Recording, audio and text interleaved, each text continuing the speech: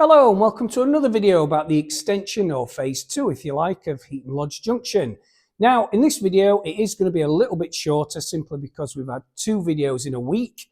On that note, actually, the Christmas special went down a bomb, so I'm really grateful and surprised that so many people watched it and so many new subscribers came along as well. So thanks for that. This video, though, as I've just said, it's going to be a little bit shorter. We're going to do a recap for all the new people that have joined us in terms of, or new models that have joined us in terms of what I'm trying to achieve with this extension and exactly what it consists of. So we're going to do that, and we're going to do a bit on static grass that we missed out last time. So hang on for the ride again, and if I don't speak to you before New Year, of course, have a great New Year.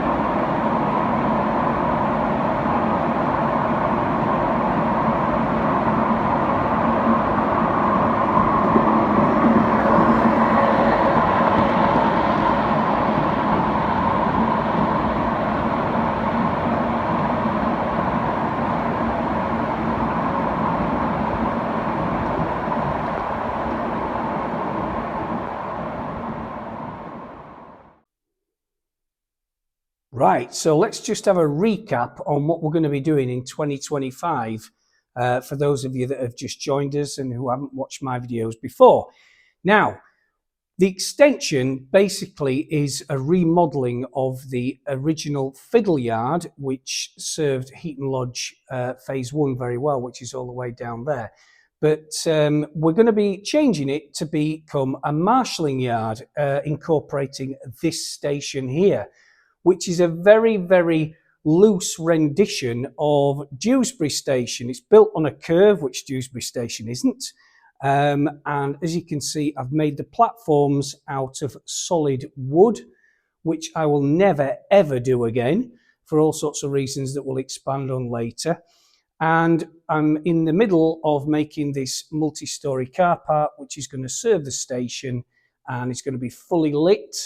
It's dead easy to make, actually. I've really enjoyed making this. It's coming on a bit, but I've been concentrating on track laying for the last few weeks. But when that's done, it'll have moving barriers, opening barriers, and lights and all sorts of other paraphernalia on it. Now this we covered on an earlier video some months ago now, and this is the station that I didn't make. It is a really good representation of the existing Dewsbury Station in West Yorkshire, and it was made by Monksgate Models, and what an absolute masterpiece it is. Once that's integrated into these platforms, it will be superb. And I should say as well that this, you can just see how wide these platforms are. There's going to be extendable carts, which incidentally, for those of you that don't know, are allowing me to extend the layout widthways. So the first one is actually just here, as you can see, with the base already cut and screwed on top of it. But there's going to be a few more in this gap here, and they're going to run all the way to where the wall meets the side of the layout, and that means I can't go any further lengthways. So that's basically it. So we've basically got 4 main lines. The extension carts, as you can see, are just starting here. And what we're basically doing is, as I've said before, we're incorporating a power station, which is just there, and 2 cooling towers, news of which incidentally I'll have next week. And on top of that, we're making all this into a fully fledged marshalling yard. This end is going to be mainly, as you can see, hoppers, MGR trains consisting of HAA wagons and HEA wagons. And the era, once it's all finished, is going to be in the 2000 era onwards. Now, loads of people have come to me and said, you know, why are you changing era, for goodness sake? The 80s is great. The 80s is great, but the thing is, I want to get more families involved. That's my passion. So I think families are going to well recognise much more newer, kind of the newer liveries of Colas Rail Freight and GBRF. Some wagons you can see here that were built by Dave Lowry. And there's going to be loads more of these, but it still means we can incorporate all the MGR wagons. There's going to be GBRF, Colas, loads of 60s, 56s, 66s when they're eventually released by Dapol. So it is going to be a newer era, but it's going to be a lot more colourful. And the reason for that is obviously, well, you'd have to ask the rail freight companies that, but it really does make everything much more interesting, especially for the families that I really want to attract to come and see the whole layout once it's finished. Because don't forget, this is going to be bolted on to out-of-town shopping centres up and down the country, and so it's going to be much more accessible for families, and hopefully we'll get a lot more people interested in model railways, because at the minute it's had a really good press the last couple of years, but it still has this bit of a geeky image that we all know and love. But hopefully I can play a small part, a very small part, in changing all that. So these are the two ponds that we made together a few weeks ago. And of course, we're just going to walk down the rest of the layout. This is all new. All the original fiddle yard was pulled up, and this is all newly laid track. And of course, there's going to be the rendition of Healy Mills, which is going to be in these, or sat on top of these lower carts a bit further down, because the baseboard that Healy Mills is already built onto is 15 centimetres high.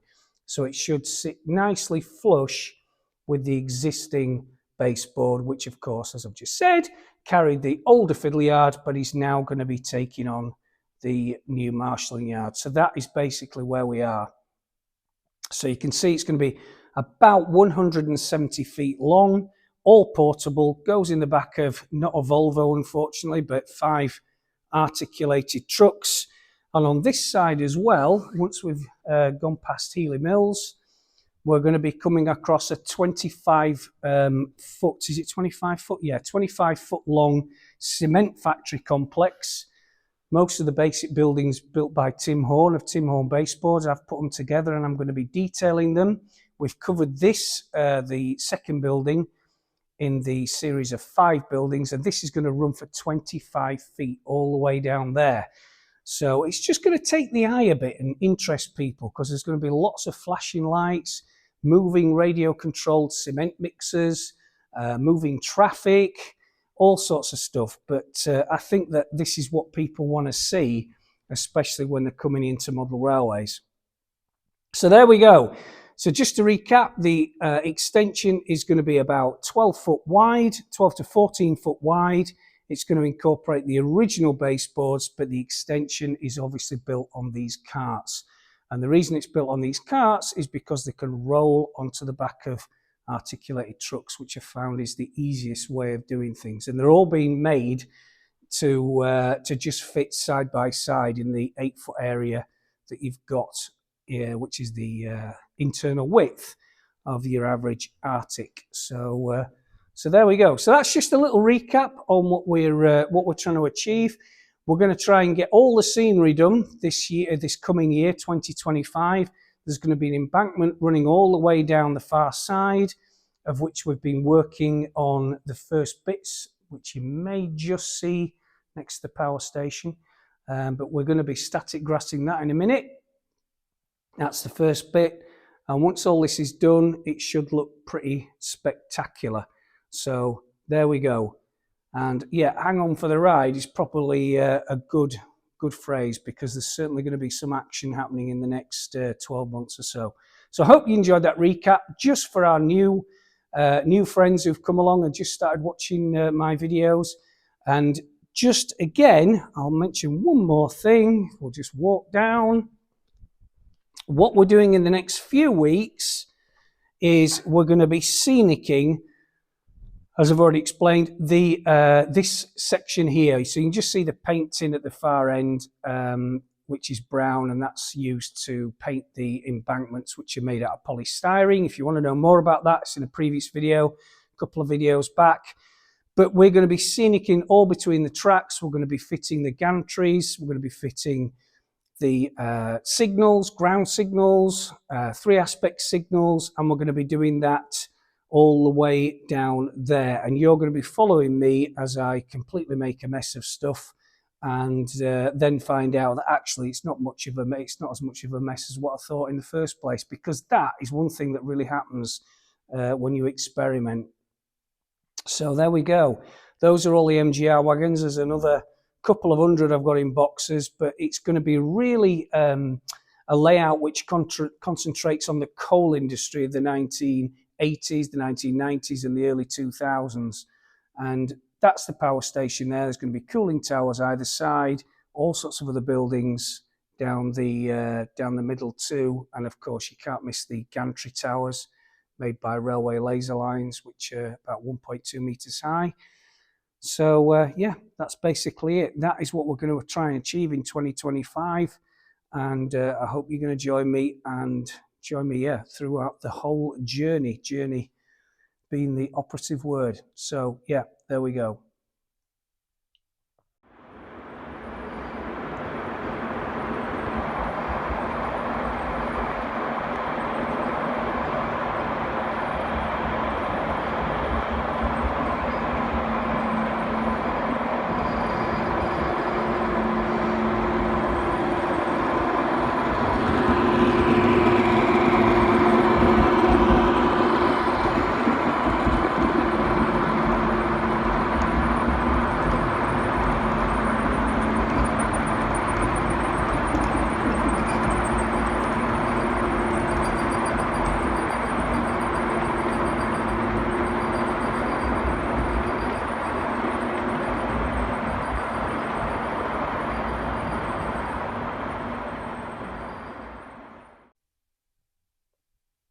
Okay, so let's just continue with using a static grass applicator to coat the embankments, the 2 embankments here, which are about 8 foot long.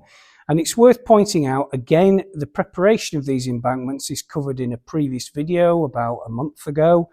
And it's just basically slabs of polystyrene, which you can see if I just pan in on the end there from B&Q. We've covered it in filler, and then we've pressed pebbles into it to create the tufts, which you always see in railway embankments. So that is basically all I've done, and I've painted it brown after that. And we're just going to use bog standard PVA to coat the embankment, and then we're going to start using the applicator to apply the static grass. And on that note, these are the ingredients I'm using. I've just got a basic static grass applicator from Knock. I use 2 or 3 different ones, some more high powered, but they all basically work exactly the same. We've got our old friend Tremendous Earth Powder, which again is just available from Tremendous, which is a brand online. But you can also use the crushed earth, which you can get in your garden, put it on a baking tray, dry it out, crush it and sieve it, and you get the same effect. This is really important for static grass. If you miss this step out, you won't get your static grass looking really, really good. I'm using some blended turf earth blend from Woodland Scenics just to represent some weeds at the end, which I'm just going to sprinkle on. I've got some bog standard PVA glue, which I've just used this tub to put in. And the important thing, of course, is the static grass itself. Now, for all the static grass on Heaton Lodge Phase 1, I just used 2 mixers. This is the one I use more than anything else. It's two mixers of one brand, Mini Nature or Mini Natur as it's actually spelled, Mini and then Natur.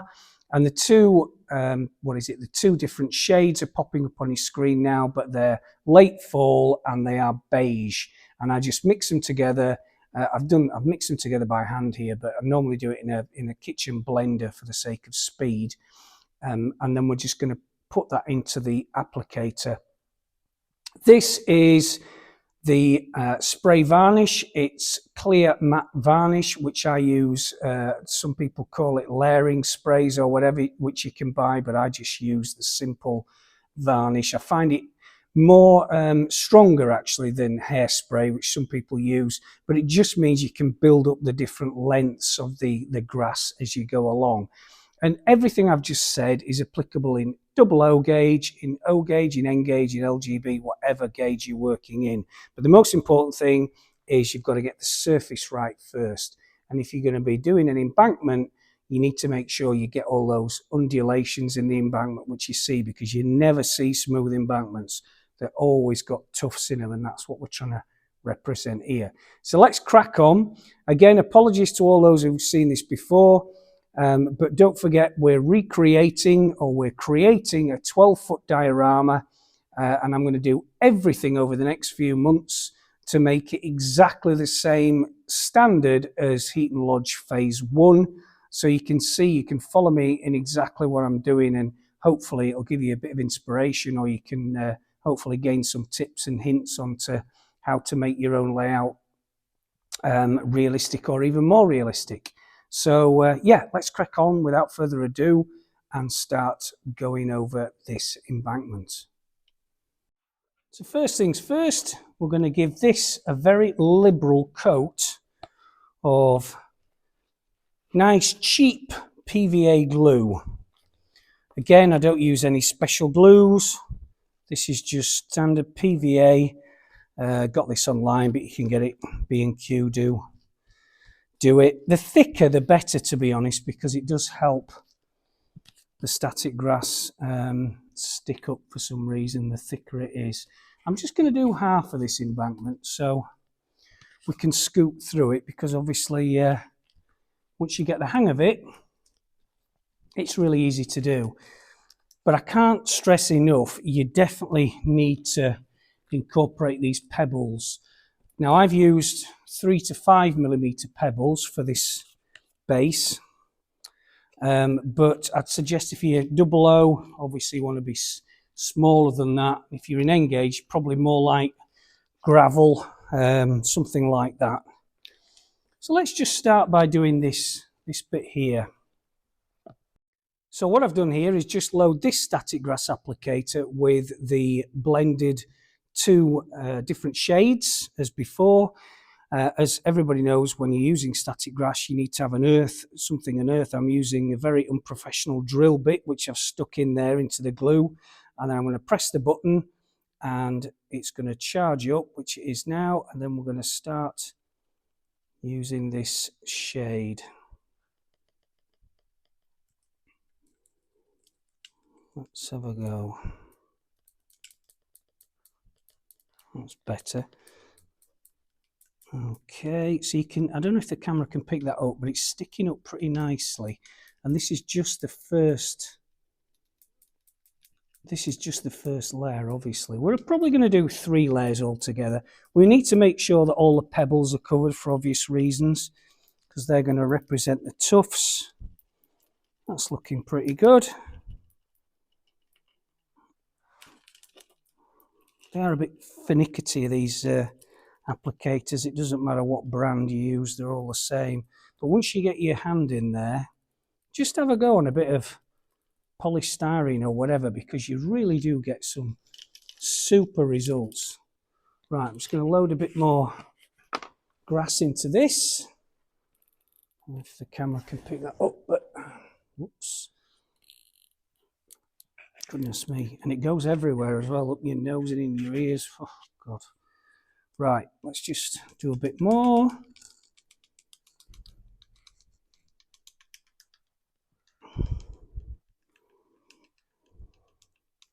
There we go. That's pretty good coverage, actually. And I love that colour, because, again, this colour doesn't matter whether it's summer or winter, your layout, because embankments were always this sort of cover. its colour rather, because even in the summer, the grass couldn't get enough water, so a lot of it turned yellow, which is great for our purposes.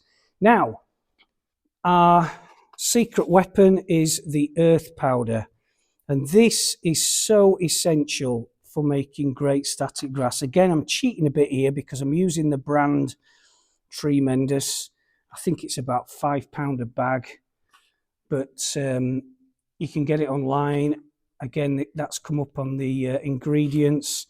But what this does is it represents the earth between the blades of grass. And that is so important, because grass without earth underneath it would look very odd, just to state the obvious. But with this earth powder, or the crushed earth that you've used your wife's oven to, or your own oven, to dry and then break up and sieve, it's really, really good. And it doesn't matter how much of this you put on, because it's all going to be, we're going to do another layer in a minute. I often actually don't or miss out patches of grass and just leave bare earth, because that actually only adds to the authenticity. Now, I'm sure the camera can pick that up, but that is looking really good already. We're going to give this a spray of varnish, like so. Now you can spray the varnish. What you need to see is the actual white of the varnish on top of the grass. That means you've got enough there. Dropped a bit of metal in there. That means you've got enough in there for the next layer to actually adhere to. Sometimes I just put a few little holes in here with my fingers, and what we can do is just fill that in just with a bit of earth powder. Because again, it's never even, is it? Grass.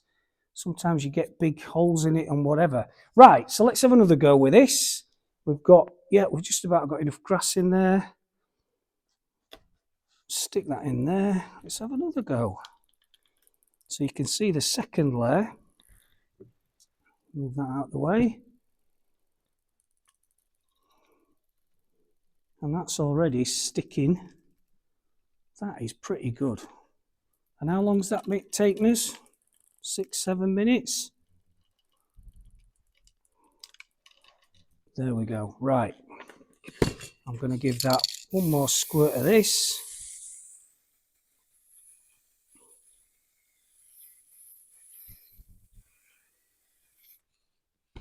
I'll be stinking of varnish when I get home. We're going to sprinkle a bit more earth powder, but just in patches this time, not kind of consistently all over it.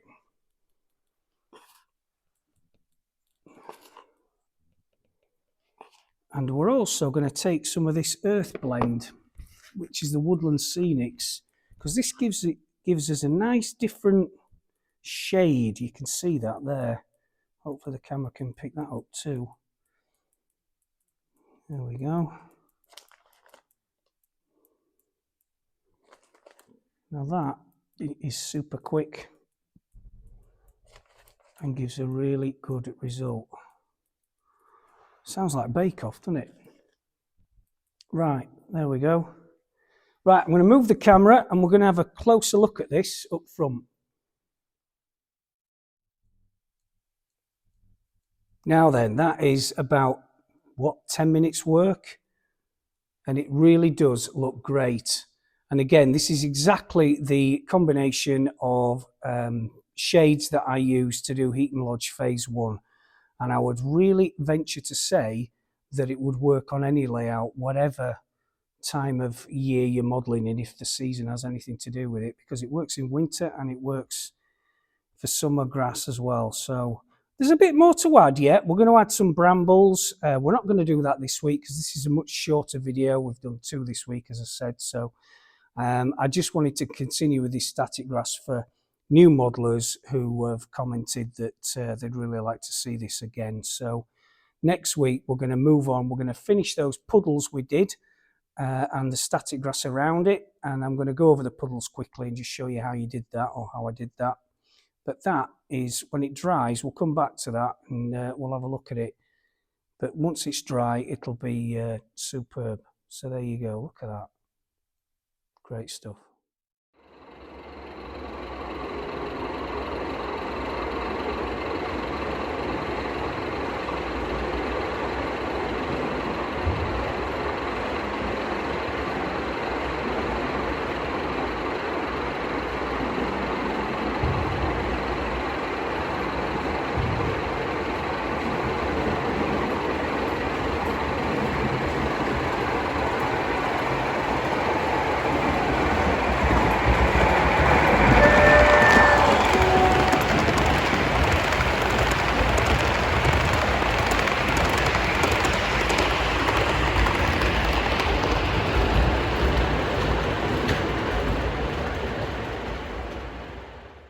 So I hope you enjoyed this week's video. There's been 2 others obviously, so it is a bit shorter, although actually not that much shorter. Lots to come though, because we're going to Tim Horn's in Norfolk, Tim Horn Baseboards of course, to see how he's getting on with the next cement factory complex building. We're going to finish the static grass as well next week. But all that remains for me to say is thanks for watching again. Please subscribe if you haven't already. Any comments, much appreciated. Any feedback, of course.